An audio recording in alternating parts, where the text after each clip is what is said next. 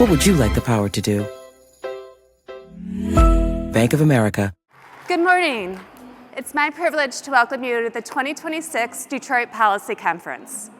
This conference is very special to me. I was part of the team that created it in 2012. It was established to complement our spring Mackinac Policy Conference, offering members a one-day event with a regional agenda held in the city. In 2012, we hosted 400 attendees. Today, we expect 1,300. The conference has grown tremendously in 14 years and serves as a true companion to the Mackinac Policy Conference today. The Chamber team and I are grateful to have you here for a day of engaging conversations about the Detroit region's future in its new leadership era. For those of you who have joined us before, you'll notice we brought the event to a new space. The first new downtown Detroit skyscraper in 30 years, another sign of a new era for the city. A huge thank you to our partners at Bedrock for welcoming us into this incredible venue, the Department at Hudson's. You'll get to hear from their new CEO, our friend and Chamber board member, Jared Fleischer, later today. Congratulations to Dan Gilbert, Jared, and the talented team that brought this vision to life and made an already iconic skyline even more special. The space is just as new and exciting to us as it is to you, and we hope you enjoy exploring this beautiful backdrop for today's event. I have some other important thank yous to extend before we get underway. Of course, our sponsors.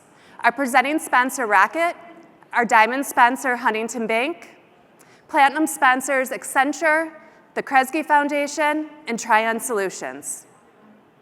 I'd also like to thank our gold sponsors, Blue Cross Blue Shield of Michigan, the Detroit Sports Commission, MetroCars, Pingree Detroit, the Lip Bar, University of Michigan, and Visit Detroit.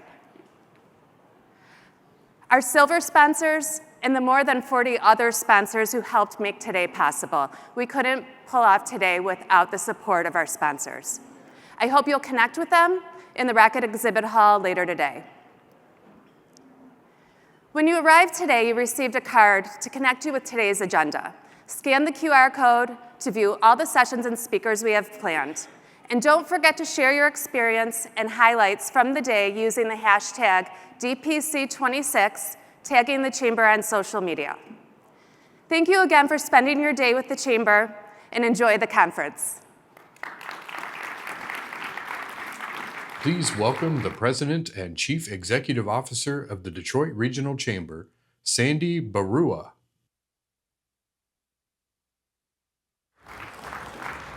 Well, good morning, everyone. Good morning. Well, I think for those of you, and I see a lot of familiar faces and friends in the audience, those of you who know this conference know that we have a very, very deep and honored tradition here at the Detroit Policy Conference, and that is it needs to be frigid cold in order for us to have it.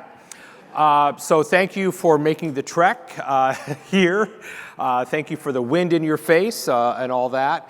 But it is such a pleasure for me to add my welcome to my dear friend, my colleague, Megan Spanitz, to all of you to this beautiful new space, the Department at Hudson's and the Detroit Policy Conference. We're just so delighted that you've chosen to join us here in this iconic space. Also, I want to add my special thanks to our two premier sponsors, Rocket and Bedrock, as well as Huntington Bank. Both of those organizations did so much to make sure that we could do this event here, and they've done so much for the Detroit Regional Chamber over the years, and I'm just so grateful for their leadership and friendship. So they say that the only constant is change, and certainly we have a lot of it, both locally, nationally, et cetera, et cetera. It is a new year, 2026. We're a year into President Trump's second go-around as our president. Certainly, a lot of change there. We have new leadership in two of our most important companies, DTE's Joy Harris and Bedrock's Jared Fleischer. Both will be on this stage later on today. In fact, Joy is sitting backstage with our friend Jason Colthorpe from Local 4. And I want to again thank Jared and the Bedrock team for all that they've done for us. More change is coming to Michigan. Once again, Michigan will be the epicenter of the national political scene. We have an open gubernatorial seat in 2026. We have an open U.S. Senate seat. We have 3 open congressional seats. Both of our other statewide elected offices, Attorney General and Secretary of State, will be open seats, and our entire state legislature, both in the House and the Senate, are going to be open. It's not going to be possible to watch television for 8 months. But we are going to be the epicenter of American politics as we go into 2026. And of course, let's congratulate our new mayor.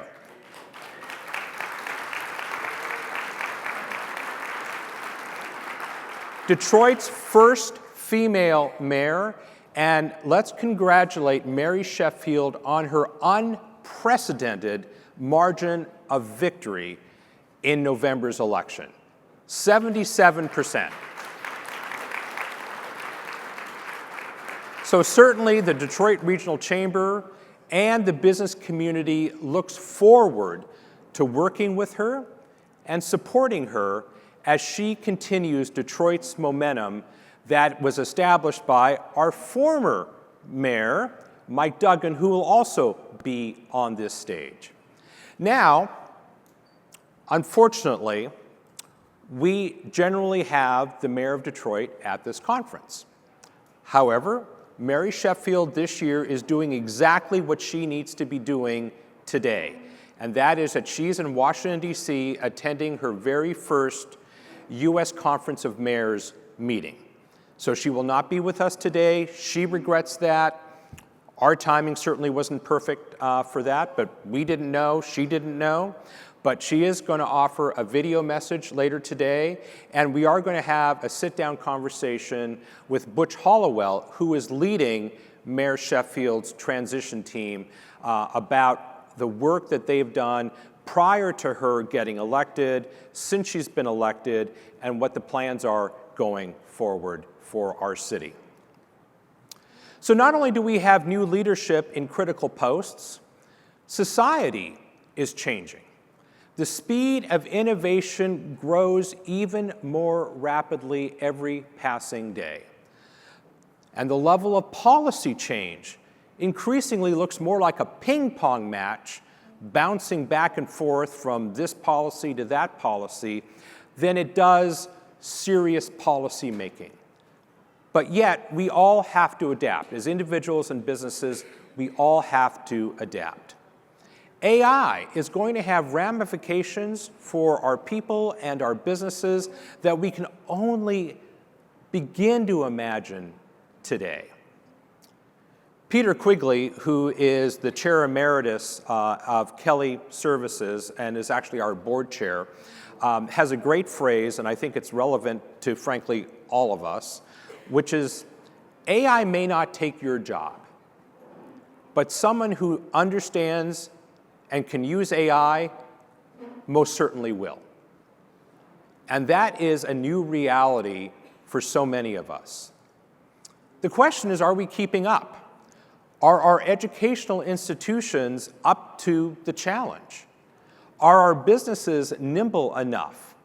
Do we have the right public policies in place for a rapidly changing 21st century economy?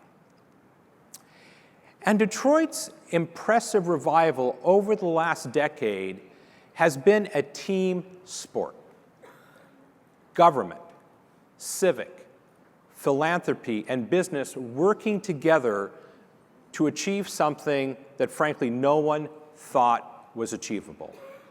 It used to be a decade ago that Detroiters, people like all of us, would travel to other locales to see what we can learn from other places. Fast forward to today, and the script has been flipped. The world is now knocking at Detroit's door to see what they can learn from us. It's amazing progress. And our businesses are taking the lead in either creating, or in some cases recreating, the companies and the jobs of tomorrow right here in our backyard. They're investing billions of dollars and making big bets on the future of this city and this region. And the Chamber has been proud for well over 100 years, one of the oldest in the country, to serve as the region and the state's business community's voice. We've since grown into one of the top 2 or 3 largest chambers of commerce in the country, and we're certainly the largest business organization in the state of Michigan. And while many of you know us for events like this, and apparently we do something up north once a year, apparently I've been, we are paid for by business to advocate on behalf of business to government, and we're paid for by business. But we also take great pride in helping our business members execute their civic responsibility to give back to the community and to advance our society at large. And it has been a great partnership with our philanthropic, civic, and government partners. So not surprisingly, one of our core missions is to advance policies here in Michigan that make it possible for our businesses to flourish and to hire more people with good jobs and good wages. Speaking of which, Michigan, the Detroit Regional Chamber houses the statewide Automotive and Industry Cluster Association, MICHAUTO. In our talented suite of programs focused on talent, education, and the workforce, we have the largest portfolio of talent and education programs outside the state of Michigan itself. And we are a business organization that's not afraid to take a stand on the importance of civility in our society, the defense of valued American norms, and the importance of equity and rights for all. Going a little bit deeper, I'm going to hit on 3 particular issues. In our talented suite of programs, the Detroit Regional Chamber is proud to have been the organization that created the 60 by 2030 standard, which is now the Michigan standard. And that is 60% of our adults should have some sort of post-secondary degree or credential, a 4-year degree, a 2-year degree, or a skilled certificate by the year 2030. And early in her term as governor, Gretchen Whitmer adopted this goal as a statewide goal, and we're very proud of that. But we're moving on from that. That goal has been set, we're working towards it, but now we're working on something called K through 12 plus 2. We need to move beyond policy and start looking at our cultural issues. Why is it that Michigan lags behind in educational achievement, even though we've made the first 2 years of college essentially free in the state? Our MICHAUTO program is moving beyond what it has been doing, which is advocating for the automotive and mobility industry in the state, and is now focused on building a roadmap with statewide partners to hand off to the new governor and the new legislature about what is it going to take to really be smart about building, retaining, and expanding the automotive and mobility industry in this state, because it's so critically important to us. We're also partnered with our R1 universities, particularly the University of Michigan, to build an innovation corridor stretching from Ann Arbor to Detroit and all points in between. This is something that has happened organically in other places like Silicon Valley, Austin, Seattle, etc.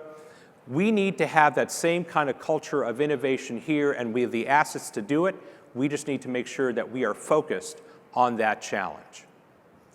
And of course, we are the voice for business, not just for the region, but for the state.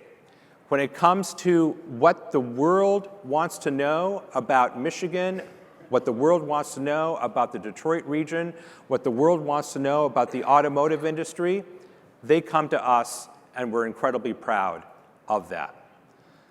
So the question for all of us, especially today, the Detroit Policy Conference, is that are we ready to meet this moment? Are we ready to tackle the change that is upon us? Policy, leadership, culturally. Are we up to it? I think we are. Have a great day.